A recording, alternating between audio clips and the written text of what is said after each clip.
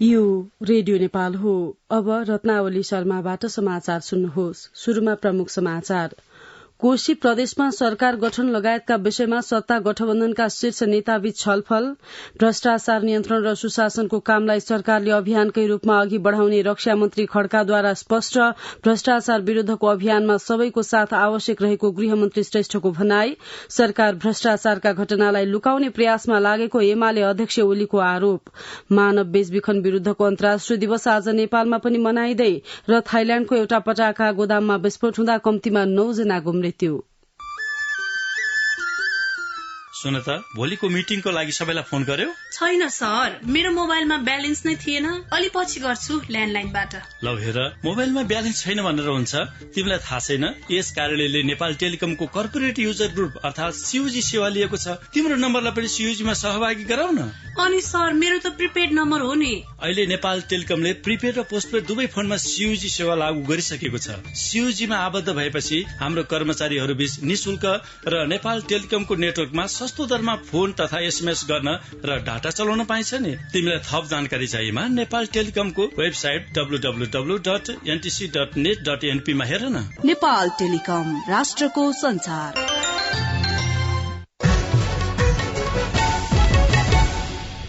अब समाचार विस्तारमा। सत्ता साझेदार नेपाली कांग्रेस र नेकपा माओवादी केन्द्रका शीर्ष नेताबीच कोशी प्रदेशमा सरकार गठन लगायतका विषयमा हिजो छलफल भएको छ। कोशी प्रदेशमा बहुमत पुर्याएर सरकार गठन गर्ने वातावरण तयार गर्न छलफल थालिएको बताउँदै प्रदेशसभाका अन्य दलसँग पनि छलफल गरेर यो विषय टुंगो लगाइने कांग्रेस महामन्त्री विश्वप्रकाश शर्माले जानकारी दिनुभयो। छलफलमा प्रधानमन्त्री एवं नेपाल कम्युनिष्ट पार्टी माओवादी केन्द्रका अध्यक्ष पुष्पकमल दाहाल प्रचण्ड, नेपाली कांग्रेसका सभापति शेरबहादुर देउवा सहित शीर्ष नेताहरू हुनुहुन्थ्यो। सर्वोच्च अदालतले कोशी प्रदेशमा कांग्रेस माओवादी सहितको गठबन्धन सरकारको नियुक्तिमा त्रुटि भएको आदेश गरेपछि शुक्रबार कोशी प्रदेश प्रमुख परशुराम खापुङले साउन 16 गते साँझ 5 बजेसम्ममा सरकार गठनका लागि दाबी पेश गर्न आह्वान गर्नुभएको छ।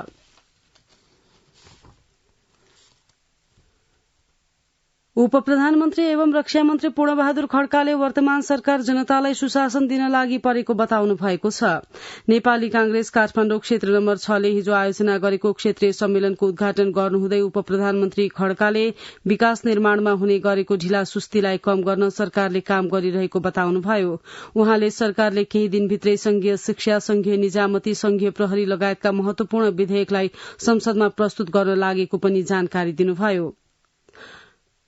रक्षा मन्त्री खड्काले भ्रष्टाचार नियन्त्रण र सुशासनको कामलाई सरकारले अभियानकै रूपमा अघि बढ़ाउने पनि स्पष्ट पार्नुभयो। उपप्रधान तथा गृहमन्त्री नारायण काजी श्रेष्ठले भ्रष्टाचार, बेथिति र ठगी प्रकरणमा संलग्नलाई कार्यवाहीको दायरामा ल्याइने बताउनु भएको छ। गोकर्णेश्वरको जगडोल स्थित राष्ट्रिय शहीद तथा शान्ति उद्यानमा हिजो आयोजित कार्यक्रममा उहाँले भ्रष्टाचारमा जुनसुकै राजनीतिक दल, परिवार तथा ओहदाका व्यक्ति संलग्न भए पनि कार्यवाही गरेरै छाड्ने बताउनुभयो। उहाँले वर्तमान सरकारले सुशासनलाई पहिलो शर्त बनाएको र सुशासन बिना समृद्धिको यात्राले फड्को मार्न नसक्ने पनि उल्लेख गर्नुभयो। मुलुकमा सुशासन स्थापना गर्न सरकारले चालेको भ्रष्टाचार विरूद्धको अभियानमा सबैको साथ आवश्यक रहेको उपप्रधानमन्त्री श्रेष्ठले बताउनुभयो। नेकपा एमालेका अध्यक्ष एवं पूर्व प्रधानमन्त्री केपी शर्मा ओलीले वर्तमान सरकार भ्रष्टाचारका घटनालाई लुकाउने प्रयासमा लागेको आरोप लगाउनु भएको छ। एमालेका तर्फबाट लुम्बिनी प्रदेशमा निर्वाचित जनप्रतिनिधिका लागि आयोजित प्रशिक्षण कार्यक्रमको हिजो नेपालगंजमा उद्घाटन गर्नुहुँदै अध्यक्ष ओलीले भ्रष्टाचारका काण्डहरूमा सरकारका काम कार्यवाहीलाई एमालेले गम्भीरतापूर्वक नियालिरहेको बताउनुभयो। उहाँले एमालेबाट निर्वाचित जनप्रतिनिधिलाई अहमता र घमण्ड त्यागेर शालीनताका साथ जनताको सेवामा लाग्न पनि आग्रह गर्नुभयो। अध्यक्ष ओलीले जनप्रतिनिधिलाई सार्वजनिक सम्पत्तिको रक्षा गर्दै जनतालाई सरल र सहज रूपमा सेवा प्रवाहको अधिकतम उपाय अवलम्बन गर्नुपर्नेमा जोड़ दिनुभयो। प्रशिक्षण कार्यक्रममा लुम्बिनी प्रदेशबाट प्रतिनिधि सभा, प्रदेश सभा सदस्य र स्थानीय तहमा अध्यक्ष, उपाध्यक्ष तथा वडा अध्यक्षमा निर्वाचित जनप्रतिनिधिहरू सहभागी रहेका छन्। नेकपा माओवादी केन्द्रको पदाधिकारी बीच आसन्न केन्द्रीय समिति बैठकका बारेमा छलफल भएको छ। पार्टी अध्यक्ष पुष्पकमल दाहाल प्रचण्डको अध्यक्षतामा बसेको बैठकमा संगठनात्मक र राजनैतिक प्रतिवेदनको तयारीका सम्बन्धमा छलफल भएको सचिव चक्रपाणी खनालले जानकारी दिनुभयो। बैठकमा केन्द्रीय समितिको बैठकलाई कसरी लैजाने, पदाधिकारीको सुझाव के छ भन्ने बारेमा छलफल भएको उहाँले जानकारी दिनुभयो। केन्द्रीय समितिको बैठक अगावै स्थायी समिति बोलाउने र स्थायी समिति बैठकबाट केन्द्रीय समितिको बैठकलाई व्यवस्थित र पूर्ण रूपमा कसरी लैजाने भन्नेमा प्रधानमन्त्री एवं पार्टी अध्यक्ष प्रचण्डले धारणा राख्नु भएको सचिव खनालले जानकारी दिनुभयो। केन्द्रीय समितिको तयारी स्वरूप आज पनि पदाधिकारी बैठक बस्ने उहाँले जानकारी दिनुभयो। माओवादीको केन्द्रीय समिति बैठक यही साउन 17 गतेदेखि काठमाडौँमा शुरू हुँदैछ। बैठकमा केन्द्रीय सदस्य, वैकल्पिक केन्द्रीय सदस्य, प्रदेश र आयोगका पदाधिकारी गरी करिब 700 को संख्यामा सहभागिता रहने माओवादी केन्द्रले जनाएको छ। नेकपा एकीकृत समाजवादीले यही साउन 16 देखि 21 गतेसम्म गर्ने भनेको पार्टी केन्द्रीय कमिटी, पोलिट ब्यूरो र स्थायी कमिटी बैठक स्थगित भएको जनाएको छ। बैठकका लागि तयारी नपुगेकाले अनिश्चितकालका लागि ती बैठक स्थगित गरिएको पार्टी प्रवक्ता जगन्नाथ खतिवड़ाले जानकारी दिनुभयो। यही साउन 16 र 17 गते स्थायी कमिटी, 18 र 19 गते पोलिट ब्यूरो तथा 20 र 21 गते केन्द्रीय कमिटी बैठक बस्ने तय गरिएको थियो। मानव बेचबिखन विरूद्धको अन्तर्राष्ट्रिय दिवस नेपालमा पनि विभिन्न कार्यक्रम गरी आज मनाइँदैछ। यस वर्ष बेचबिखनका प्रत्येक पीड़ितसम्म पुगौं, कसैलाई न्यायबाट वञ्चित नगरौं भन्ने नारासहित यो दिवस मनाइँदैछ। संयुक्त राष्ट्रका अनुसार विश्वव्यापी संकट, द्वन्द्व र जलवायु आपतकालले मानव बेचबिखनको जोखिम बढ़िरहेको छ। विस्थापन र सामाजिक आर्थिक असमानताले असर परेका लाखौं मानिस मानव बेचबिखनका तस्करको चपेटामा परेका छन्। यस्तै गरीबी, बेरोजगारी, शिक्षा र स्वास्थ्यमा पहुँच नभएका, भेदभाव, हिंसा र दुर्व्यवहारमा परेका व्यक्ति एवं सीमान्तकृत समुदाय मानव तस्करको नजरमा पर्ने गरेका छन्। नेपालमा मानव बेचबिखन गम्भीर समस्याका रूपमा रहेको छ। नेपाली कांग्रेसका प्रमुख सचेतक रमेश लेखकले नेपाली कांग्रेसलाई मुलुक र जनताको हितमा काम गर्नुपर्ने जिम्मेवारी आएको बताउनु भएको छ। नेपाली कांग्रेस भीमदत्त नगर समितिको सम्मेलन उद्घाटनका क्रममा उहाँले जनचाहना अनुसारको विकास र समृद्धिका लागि कांग्रेस अघि बढ़ेको उल्लेख गर्नुभयो। नेता लेखकले देश र जनताको हितमा काम गर्नुपर्ने जिम्मेवारी रहेकाले कांग्रेस प्रत्येक ठाउँमा सुदृढ़ हुन जरूरी रहेको स्पष्ट पार्नुभयो। कांग्रेस सुदृढ़ गर्नकै लागि कांग्रेसले देशभर पालिका स्तरमा सम्मेलन गरिरहेको उहाँको भनाइ छ। नेपाली कांग्रेस कुनै कारणले कमजोर हुनुपर्ने अवस्था नभएको बताउनुहुँदै उहाँले मुलुकमा ठूला परिवर्तन र ऐतिहासिक काम नेपाली कांग्रेसकै नेतृत्वमा भएको स्मरण गराउनुभयो।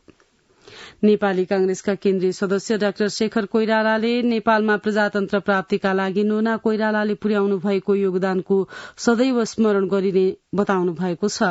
नोना कोइराला स्मृति प्रतिष्ठानको साधारण सभाको हिजो विराटनगरमा उद्घाटन गर्नुहुँदै उहाँले राष्ट्र, राष्ट्रियता र प्रजातन्त्र स्थापनाका लागि नोना कोइरालाको योगदान कहिले बिर्सन नसकिने स्पष्ट पार्नुभयो। नेपालको राजनीतिमा 33% महिला सहभागिता हुनुपर्छ भन्ने पहिलो महिला नोना कोइराला रहेको केन्द्रीय सदस्य डाक्टर कोइरालाले बताउनुभयो। नेपाली कांग्रेसका नेता प्रकाशमान सिंहले सर्वोच्च अदालतले कोशी प्रदेशको सरकारका विषयमा गरेको निर्णय कांग्रेसले मान्ने बताउनु भएको छ। चितवनमा हिजो संचारकर्मीसँग कुरा गर्नुहुँदै उहाँले कांग्रेस कानूनी राज्यको पक्षमा रहेको स्पष्ट पार्नुभयो। सर्वोच्च अदालतले कोशी प्रदेश सरकारका विषयमा गरेको निर्णय सहर्ष स्वीकार गर्दै सरकार गठनका लागि दलहरूसँग छलफल भइरहेको उहाँले जानकारी दिनुभयो। सरकार गठनका विषयमा प्रदेशको केन्द्रसँग समन्वय भइरहेको भए पनि हस्तक्षेप भन्ने नहुने उहाँको भनाइ छ। राष्ट्रिय स्वतन्त्र पार्टीका सभापति रवि लामिछानेले सुन तस्करीको मुख्य मालिक पक्राउ पर्ने पर्खाइमा आफ्नो पार्टी रहेको बताउनु भएको छ।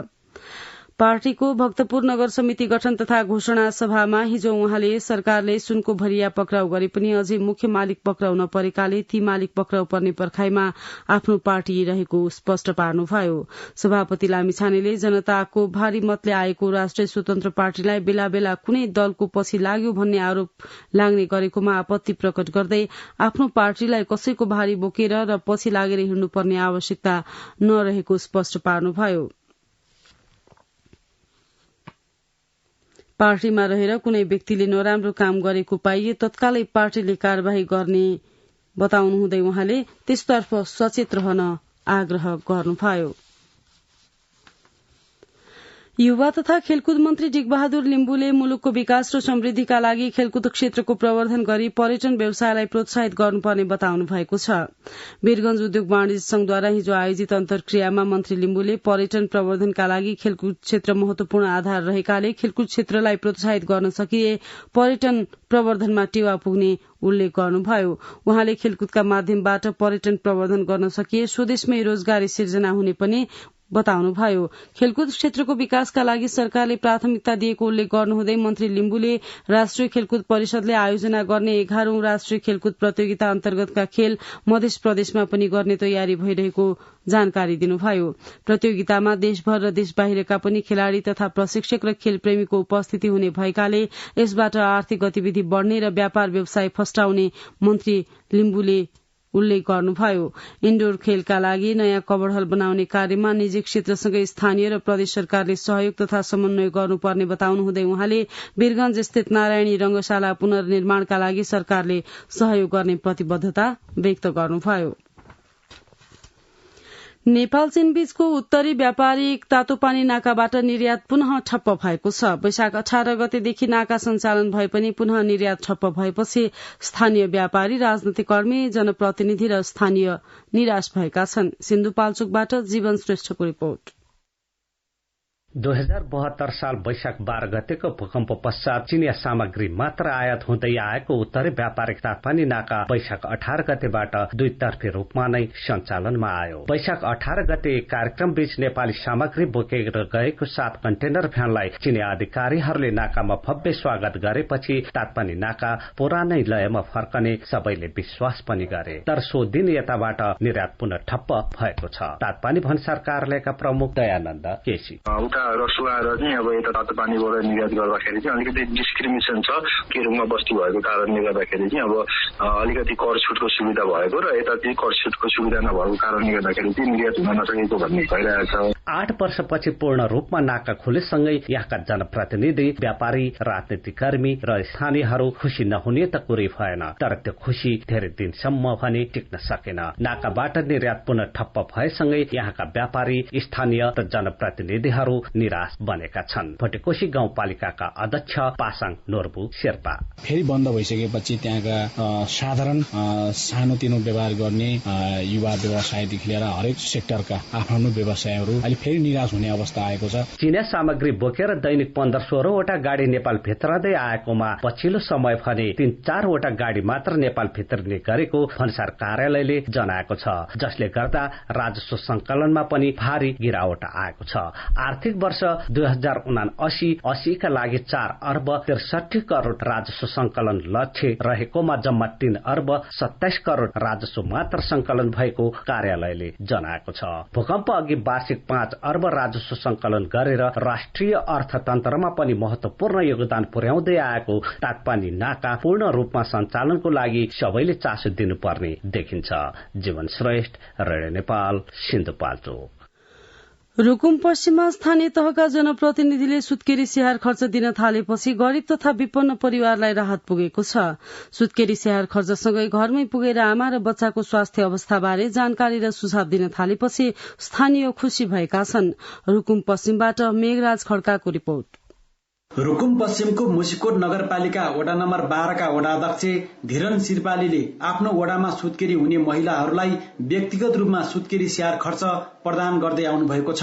उक्त सुत्केरी स्याहार खर्च वडा तथा अन्य कुनै सरकारी निकायको नभएर व्यक्तिगत रूपमा प्रदान गर्दै आउनु भएको हो। उहाँले आफू वडा अध्यक्ष निर्वाचित भएर पदभार ग्रहण गर्दा गरेको घोषणा अनुसार गाउँमा कोही महिला सुत्केरी हुँदा घरमै पुगेर सुत्केरी स्याहार खर्च स्वरूप 3000 रुपियाँ प्रदान गर्दै आउनु भएको हो।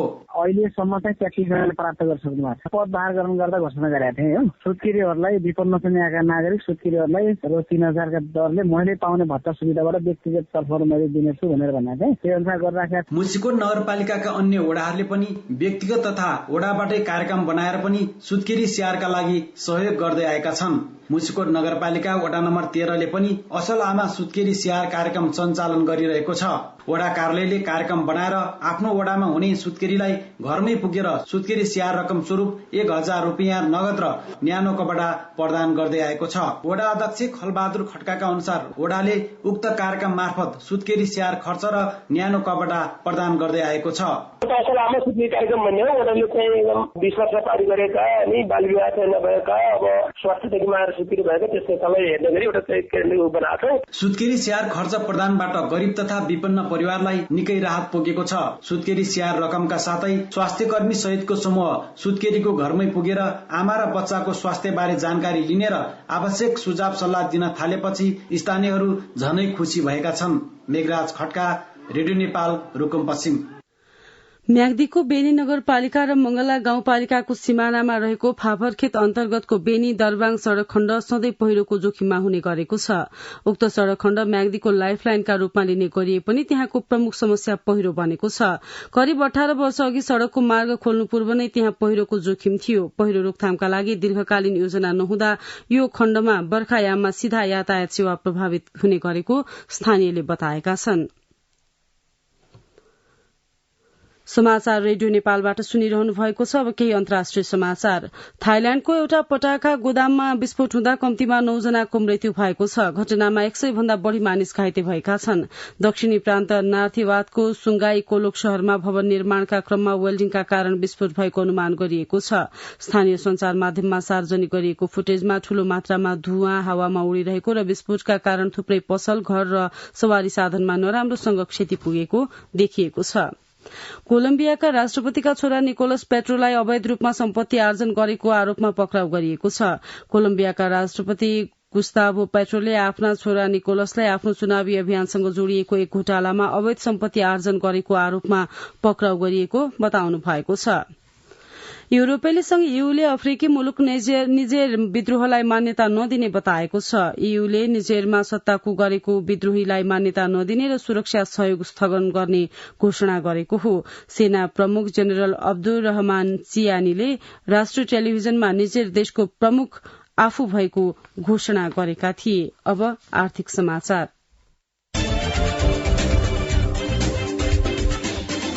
गत आर्थिक वर्ष 2079-80 मा उद्योग विभागमा 322 उद्योगहरू दर्ता भएका छन्। विभागले सार्वजनिक गरेको गत आर्थिक वर्षको प्रगति विवरण अनुसार स्वदेशी र विदेशी समेत गरी 322 उद्योगहरू दर्ता भएका हुन्। गत आर्थिक वर्षमा विभागमा दर्ता भएका उद्योगले प्रस्ताव गरेको कुल लगानी 2 खर्ब 14 अर्ब बराबर रहेको छ। ती उद्योगहरूबाट प्रस्ताव गरिएको रोजगारीको संख्या 23,324 रहेको छ। दर्ता भएका मध्ये ठूला उद्योग 66, मझौला 70 र साना 186 रहेका छन्। गत वर्ष 404 उद्योगले निर्यातमा नगद अनुदान लिनका लागि विभागबाट मूल्य अभिवृद्धि प्रमाणित गराएका छन्। नेपाल गुणस्तर परिषदले गत आर्थिक वर्षमा विभिन्न 35 वटा वस्तुको गुणस्तर पारित गरेको छ।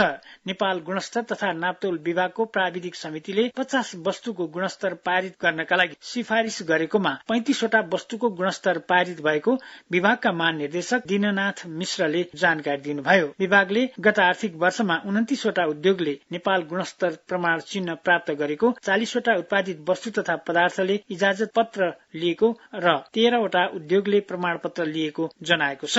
गत साताको पहिलो दिन आइतबार मात्र वृद्धि भएको नेपाली शेयर बजारको परिसूचक नेप्से साताका अन्य 4 दिन कारोबार ओह्रालो लाग्दा परिसूचक 2126.48 बिन्दुमा झरेको छ।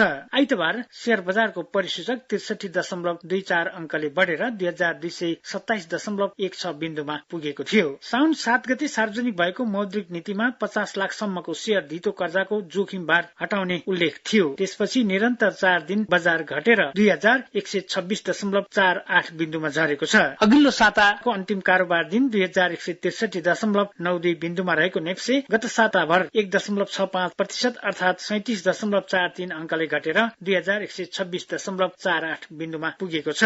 अघिल्लो साताको तुलनामा गत साता परिसूचक घटे पनि कारोबार रकम भने वृद्धि भएको छ। अघिल्लो साता बजारमा 14 14 अर्ब 47 करोड़ बराबरको कारोबार भएकोमा गत साता कारोबार रकम वृद्धि भएर 16 अर्ब 26 करोड़ बराबरको भएको छ। बेमौसमी तरकारीका लागि चिनिएको सल्यान जिल्लाबाट गत 1 महिनाको अवधिमा 7 करोड़ बढीको तरकारी तथा फलफूल विभिन्न जिल्लामा निकासी भएको छ। गत असार 1 गतेदेखि 31 गतेसम्म 13,29,335 किलो तरकारी बिक्रीबाट सल्यानका किसानले 7 करोड़ 29 लाख रकम आर्जन गरेको कृषि उपज बजार सञ्चालक समिति कपुरबोटले जनाएको छ। बागमती प्रदेशमा गत आर्थिक वर्ष 2079-80 मा राजस्व वसुली कमी भएको छ। गत आर्थिक वर्षमा प्रदेशमा लक्ष्य भन्दा 9 अर्ब 43 करोड़ कम राजस्व वसुली भएको छ। बागमती प्रदेश लेखा नियन्त्रक कार्यालय हेटौडाका कार्यालय प्रमुख हरिप्रसाद उपाध्यायका अनुसार प्रदेश सरकारले अघिल्लो आर्थिक वर्षमा भन्दा गत आर्थिक वर्षमा 17% कम राजस्व संकलन गरेको जानकारी दिनुभयो। प्रदेश सरकारले गत आर्थिक वर्षका लागि 55 अर्ब 31 करोड़ राजस्व संकलन गर्ने अनुमान गरेकोमा त्यस अवधिमा 45 अर्ब 88 करोड़ मात्र राजस्व संकलन भएको छ। जुम्लाको काँचो स्याउ साउनको पहिलो सातामै बजारमा पुगेपछि स्थानीय किसानहरू चिन्तित भएका छन्। नाफा कमाउने दाउमा किसान र व्यापारीको मिलो मतोमा नपाक्दै जुम्लाको काँचो स्याउ कर्णाली प्रदेशको राजधानी सुर्खेत, नेपालगञ्ज र बुटवल लगायतका बजारमा पुगेको भन्दै किसानहरूले चिन्ता व्यक्त गरेका हुन्। जुम्लाको स्याउलाई भदौ दोस्रो साता भन्दा अघि टिप्न तथा बाहिरी जिल्लामा पठाउन नमिल्ने भन्ने सम्बन्धमा पटक पटक निर्णय भएको भए पनि केही किसान तथा व्यापारीहरूको मिले मतोमा जुम्लाको काँचो स्याउ वर्षेनी बजारमा पुग्ने गरेको छ। आर्थिक समाचारका साथमा भुवन आचार्य। अब खेल समाचार। नेपाली सेनाको त्रिभुवन आर्मी क्लबको टोली फुटबल खेल्न भारत गएको छ। त्रिभुवन आर्मी क्लबको 42 सदस्यीय टोली भारतको असम राज्यको गुवाहाटीमा आयोजित दुरान्द कप फुटबल प्रतियोगितामा भाग लिन त्यसतर्फ प्रस्थान गरेको हो। फुटबलका पूर्व राष्ट्रिय खेलाड़ी एवं नेपाली सेनाका अवकाश प्राप्त प्रमुख सेनानी वसन्तराज गुरूङ नेतृत्वको टोली भारतीय वायु सेनाको विमान मार्फत शनिबार गएको सैनिक जनसम्पर्क तथा सूचना निर्देशनालयले जनाएको छ। भारतीय सेनाले आयोजना गरेको सो प्रतियोगिता यही साउन 17 गतेसम्म चल्नेछ। सो प्रतियोगितामा सहभागी हुने टोलीलाई नेपाली सेनाका बलाधिकृत रथी सरोज प्रताप राणाले शुक्रबार विदाई गर्नुभएको थियो। प्रतियोगितामा त्रिभुवन आर्मी क्लबले भारतका दिल्ली एफसी, चेन्नई एफसी र हैदराबाद एफसी जस्ता ए वरियताका फुटबल टोलीसँग प्रतिस्पर्धा गर्नेछ। राष्ट्रिय खेलकुद परिषद राखेपका सदस्य सचिव टंकलाल घिसिङले खेल संघहरूको वर्गीकरण गरिने बताउनु भएको छ। नेपालमा मोटर स्पोर्ट्सको क्षेत्रमा काम गर्ने संस्था नासा नेपालको चुनावी साधारण सभालाई सम्बोधन गर्नुहुँदै सदस्य सचिव घिसिङले नयाँ आर्थिक वर्षको त्रैमासिक समयभित्र खेलहरूको वर्गीकरण सक्ने गरी काम अघि बढ़ेको जानकारी दिनुभयो। सदस्य सचिव घिसिङले खेलहरूको वर्गीकरण गरेर सोही अनुसार योजना र कार्यक्रम अघि बढ़ाउने तयारीमा परिषद रहेको जानकारी दिनुभयो। फिफा महिला विश्वकप फुटबलमा फ्रान्सले ब्राजिलमाथि रोमाञ्चक जित निकालेको छ। फ्रान्सले ब्राजिललाई 2-1 ले पराजित गरेको हो। फ्रान्सको जितमा युजेनीले सोमर र बेन्डी रेनार्डले गोल गरिन्। ब्राजिलकी डोबिन्हाले 1 गोल फर्काइन्। ब्रिसबेन स्टेडियम अस्ट्रेलियामा शनिबार भएको रोमाञ्चक र प्रतिस्पर्धात्मक खेलमा फ्रान्सले खेलको 17औं मिनेटमा नै अग्रता लिन सफल भएको थियो। जारी विश्वकपमा फ्रान्सको यो पहिलो जित तथा ब्राजिलको पहिलो हार हो। फ्रान्स पहिलो खेलमा जमैकासँग गोलरहित बराबरीमा रोकिँदा ब्राजिलले पनामामाथि 4-0 को फराकिलो जित निकालेको थियो। यस जितसँगै अपराजित रहेको फ्रान्स 2 खेलबाट 4 अंक जोडेर समूह एफमा शीर्ष स्थानमा उक्लिएको छ। पराजित ब्राजिल समान खेलबाटै 3 अंक जोडेर दोस्रो स्थानमा रहेको छ। 1 खेल कम खेलेका जमैका र पनामाको समान 1 अंक रहेको छ।